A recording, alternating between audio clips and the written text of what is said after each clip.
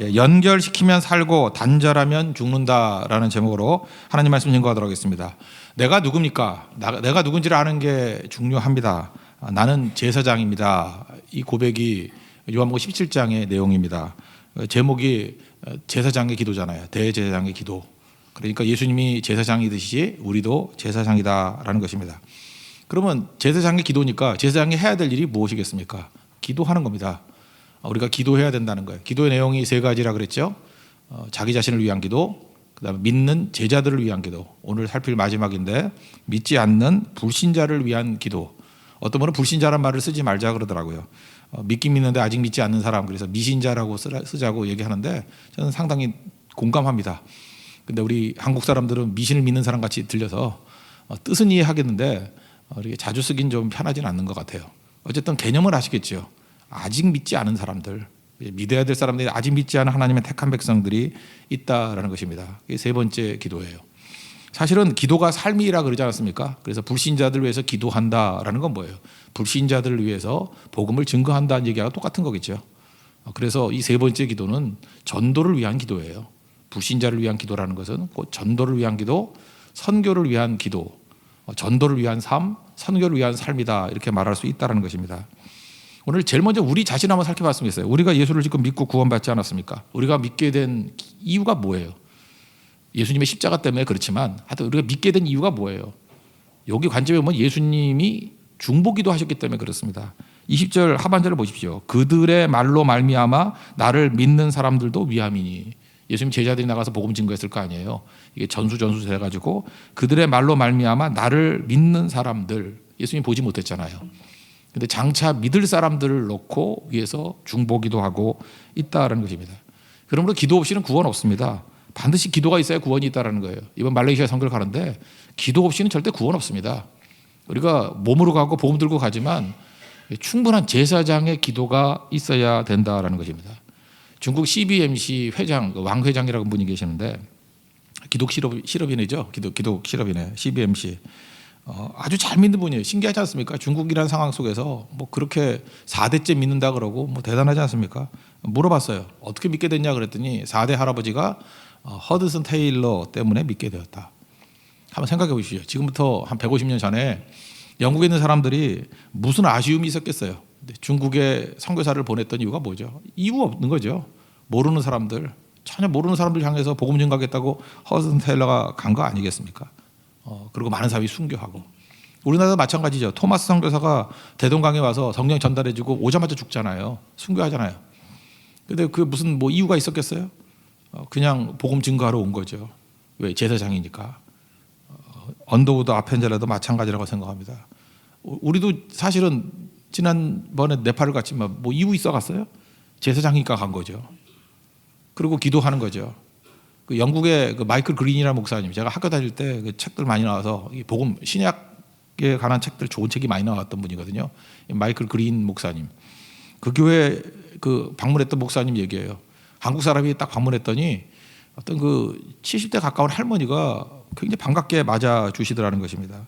그래서 왜 이렇게 나를 반가워하냐 그랬더니 자기가 1950년대에 한국에서 전쟁이 났다라는 신문 기사를 읽었대요.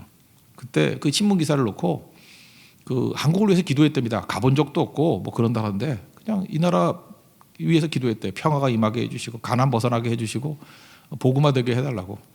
근데 그때가 10대였는데 10대부터 기도해서 이때 목사님 만날 때가 한 60년쯤 됐대요. 60년 넘게 계속 기도했다라는 거예요. 그래서 하나님께서 기도를 응답하셔서 한국이 전쟁의 참화를 딛고 가난을 벗어나게 해주셨고 또 복음화도 됐다라는 소식을 들으니까 너무너무 기쁘고 한국 목사님 만나니까 더 기쁘더라라는 얘기예요. 우리가 그런 것들을 발견할 때 깜짝깜짝 놀라죠. 영국 그 구석에 있는 교회에서 어떤 분이 10대 때부터 한국을 왜 기도했겠어요?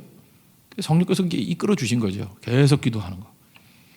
우리 가운데도 보면은 이유를 모르겠어요. 그냥 모여서 계속 기도하는 분들이 있어요.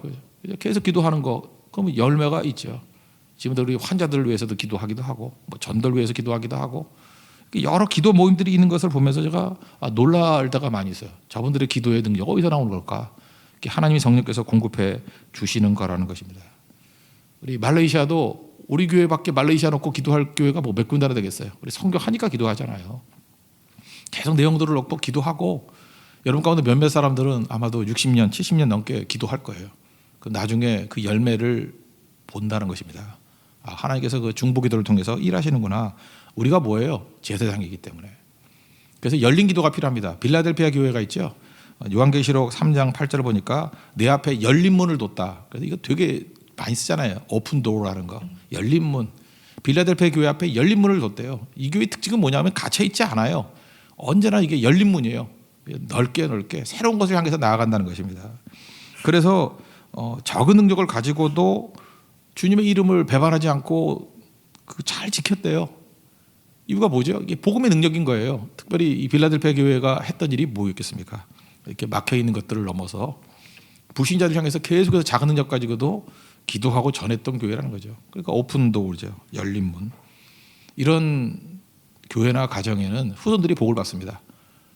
그 교회도 보면 그 후손들이 엄청나게 하나님이 부어주신 것들이 있더라는 거예요. 잠언 20장 7절을 보니까 온전히 행하는 자가 의인이라, 이렇게 하나님 말씀대로 사는 게 의인이라, 믿음대로 사는 게 의인이라, 그의 후손에게 복이 있느니라. 그러니까 우리가 뭘 물려주겠습니까? 믿음 물려주는 게 최고죠. 얼마 전에 뭐 어떤 재벌 되시는 분이 뭐 안타깝게 뭐 돌아가셨죠. 저는 좀 안타깝더라고요. 왜 안타깝냐 하면 뭘 물려줬나, 그죠? 뭐 좀 이렇게 매도하고 그런 것도 있었겠지만 믿음 물려준 것 같지는 않아요, 그죠? 본인도 믿는 것 같지도 않고, 그 돈 물려주고 뭐 수치적이 아무것도 아니죠. 그 진짜 지혜로운 사람이라 그러면 믿음을 물려주고 기도를 물려주고 영적 유산을 물려주는 것이 훨씬 더 중요하다는 것입니다. 우리 제사장입니다. 그래서 항상 오픈도어, 이렇게 열린 문을 가지고 불신자를 향해서 나아가는 종들에게 바랍니다. 그것 때문에 우리가 구원받았어요. 빚진 자잖아요. 이제 빚을 갚아야 될 때입니다. 그죠? 항상 내 이너 그룹만 생각하는 게 아니라 울타리 너머를 생각할 수 있는 우리 하나님 정되기를 바랍니다. 그래서 오늘 구체적인 내용이죠. 우리가 하나님의 자녀가 되지 않았습니까? 요한복음 1장 12절 영접하는 자, 이름 믿는 자들에게는 하나님 자녀가 되는 권세 주셨다. 우리 하나님 자녀가 되는 권세 줬죠. 권세만 있는 건 아니죠. 권세는 반드시 책임이 따르는 겁니다. 제사장이잖아요. 책임이 따른다는 것입니다. 책임이 뭐겠어요? 우리 밖에 있는 사람들 향해서 나아가 복음 증거하는 거겠죠. 근데 참 묘한 거는 뭐냐면은 이게 우리 밖에 나가면요, 스케일이 100배 이상 커져요. 언제나 그래요. 영국도 복음 증거하다가 스케일이 100배 이상 커진 거예요. 유대인들에게만 복음을 증거했잖아요, 초대교회 때. 근데 사도 바울을 통해 가지고 이방인 선교가 시작됐죠. 그러면 유대인이 몇 명 되겠어요? 뭐 한 줌이죠, 한 줌. 그런데 이방인 선교를 하기 시작할 때부터 사역이 100배 이상 커졌죠. 저희 100배라고 말하는 건 많다는 뜻이에요. 실제로는 1000배도 더 될지도 몰라요. 100배 이상 커졌다고. 우리 교회도 그렇고 여러분 사역도 마찬가지입니다. 이게 울타리 안에 생각이 우리 머물러 있거든요. 근데 불신자를 향해서라는 생각을 품는 그 순간에 뭐 거의 무한대로 커진다는 거예요. 여러분 인생이 커지기를 원합니다. 그죠? 그러기 위해서는 항상 이렇게 울타리 밖에 있는 것들을 바라보는 모습이 있어야 된다는 것입니다. 그래서 예수님의 제사장의 기도 마지막은 울타리 밖에 있는 불신자들을 향한 기도였고, 그 기도가 응답을 받게 되었다는 것입니다. 이 똑같은 맥락이 에베소서 2장에 나오는데 2장 19절에 보니까 너희는 외인도 아니고 나그네도 아니고 하나님의 권속이다. 가족이란 뜻이에요. 권속이라는 게 가족, 패밀리, 가스 패밀리라는 거예요. 우리가 하나님의 패밀리. 그래서 가족이란 개념으로 이렇게 복음을 얘기를 해요. 가족들 이어나가는 거다. 영적 가족들. 그런데 그 다음은 20절에 뭐라고 나냐면은 사도와 선지자의 터 위에 이렇게 교회를 건축으로 세워져 가는 거래요. 근데 모퉁이 돌이 예수님이래요. 코너스톤, 이렇게 우리 같으면 뭐 주춧돌이라 그러죠. 시작이. 예수님을 시작해서 이렇게 서로 연결되어져 가느니라. 그래서 건축하는 거와 가족을 연결시켜서 그게 연결이라는 거예요. 연결. 이 되게 중요한 개념이죠. 우리는 내가 뭘 해가지고 백지부터 뭘 하려고 그러죠. 크리에이션, 이 창조를 하는 거 하나님만 하시는 거예요. 우리가 하는 게 아니잖아요. 우리는 기존에 있는 것들을 생명과 이렇게 연결시키는, 접붙이게 하는 거예요. 예수님께 연결시키고 하는 거. 그게 개념이에요. 가족도 연결되는 거라는 거예요. 건축도 연결되죠. 벽돌이 연결돼가지고 건물을 이루잖아요. 그러니까 이번에도 말레이시아 선교 가서 해야 될 일이 뭐죠? 그냥 우리만 가가지고 복음 증거하려고 그러면 안 되고 말레이시아 교회와 연결시키고 선교사님과 연결시키고 또 어떤 믿는 사람과 믿는 사람 그룹들을 연결시키고 불신자들은 믿는 사람과 연결시키고, 그러니까 전도는 연결시키는 거예요. 내가 뭘 하는 게 아니고. 그래서 이게 에베소 2장에서는 연결이 전도에서 중요한 개념이다, 이걸 말해주고 있습니다. 조금 전에 그 CBMC 얘기했죠. 기독 실업인회라고 그냥 하는데, 기독 실업인회의 그 CBMC가 왜 CBMC일까요? C가 connecting, 연결시키는 거예요. connecting, 뭐를? 목적어가 뭐냐? connecting business and marketplace.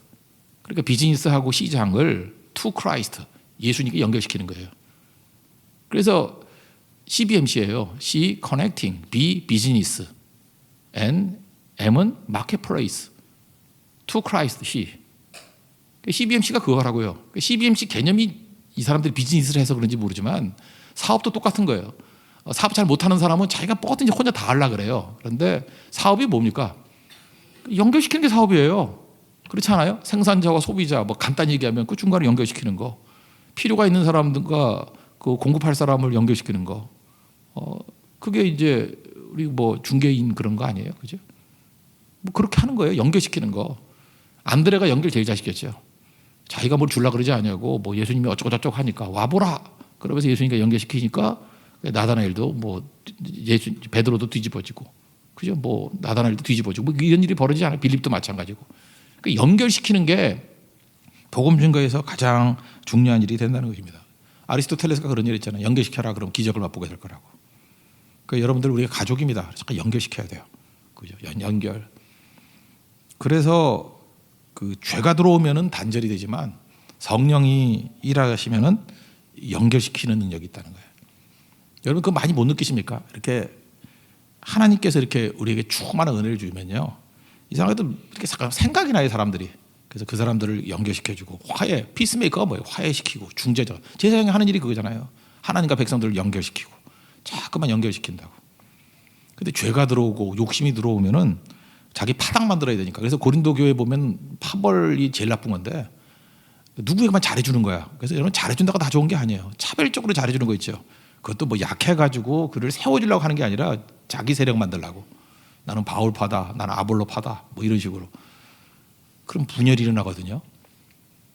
그런 사람은 성령이 역사하지 않게 잠깐만 분노해요. 그래서 교회 잠깐 화내는 사람 무서운 거예요. 말 함부로 하고. 그러면 잠깐 갈라지잖아요. 누구 생각난다 그러지 말고, 그게 나예요, 나. 우리가 다 그러거든요. 그때는 어떻게 해야 되냐면 잠시 멈춰야 되고, 그때 상태 안 좋을 때거든요. 잠깐 멈춰야 되고, 내려놔야 되고, 엎드려야 될 때입니다. 하나님, 제가 하나님 앞에서 지금 제사장의 역할을 감당하지 못하고 지금 이게 혈기로 일을 하고 있습니다. 자아로 일을 하고 있고 욕심으로 일을 하고 있습니다. 내려놔야 돼요. 그럼 다시 성령으로 채워지고 하나님의 은혜로 채워지게 되면 다시 능력이 생기는 거예요. 연결시킬 능력이. 교회는 그렇게 하는 겁니다. 여러분, 우리가 상태가 좋을 때가 있고 나쁠 때가 있잖아요. 뭐 우리가 뭐 항상 좋나요? 그럼 이렇게 생각하면 돼요. 상태 나쁠 때는 그냥 엎어서 잠만 자세요. 자꾸 나서지 말고. 근데 꼭 바보들은 상태 나쁠 때 꼭 나서고요. 상태 좋을 때는 겸손해야 돼. 그리고 숨어 있고. 그러니까 상태 좋을 때 뛰는 거예요. 그래서 교회도 마찬가지죠. 아니, 프로야구 같은 데도 보세요. 이렇게 자기 그 로스터에 한 25명 있으면은 출전하는 건 야구 같으면 9명이잖아요. 9명 누구를 출전시키죠? 컨디션 제일 좋은 사람. 제일 좋은 사람 출전시켜 이길 거 아니에요. 그러니까 교회도 마찬가지라고요. 그러니까 상태 제일 좋은 사람들을 앞장 세워서 이렇게 일하게 만들고 말하게 만들고 나서게 만들고. 근데 욕심이 들어가면 어떻게 되죠? 하나님의 뜻보다는 자기하고 가까운 거, 자기에게 편한 거. 그러니까 화내고, 그죠? 이렇게 음모하고, 그러니까 분열이 일어나고. 그걸 놓고 기도해야 된다는 것입니다. 교회는 언제든지 위험성이 있어요, 항상. 그래서 은혜가 충만한 교회가 돼서 이렇게 하나 되게 만드는 것들이 꼭 필요하다는 것입니다. 그래서 예수님께서 여기 나오는 그 하나 되게 해달라는 게 그거예요. 연결돼서 연합하게 해 주십시오. 마귀는 분열케 만든다는 것입니다. 물론 우리 제일 좋은 게 뭐죠? 예배를 통해서 하나 되게 만듭니다. 그거는 이제 뭐 제일 중요한 거고, 예수님과 조율하는 거.